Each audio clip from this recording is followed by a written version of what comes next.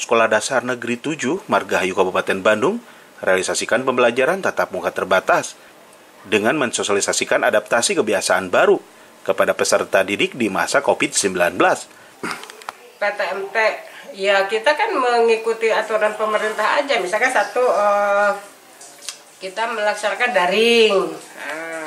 Kebetulan ya guru-gurunya di sini juga mahir dengan IT, jadi mereka menggunakan Zoom. Itu aja yang dilaksanakan. Kalau misalkan persiapan-persiapan seperti sanitizer atau yang lain, alhamdulillah kita juga menyiapkan seperti itu.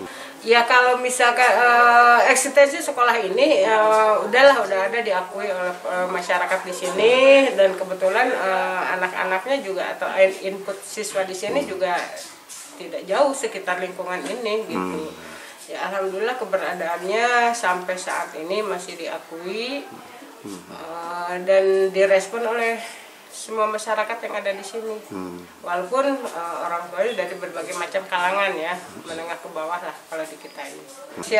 Persiapan yang dilaksanakan sekolah ya, yang pertama mungkin kita sosialisasi dulu kepada orang tua bahwa diadakan asesmen nasional berbasis komputer, di mana di anak-anak itu diwajibkan harus bisa ke IT, karena untuk nanti mengerjakan soal-soalnya itu kan lewat komputer.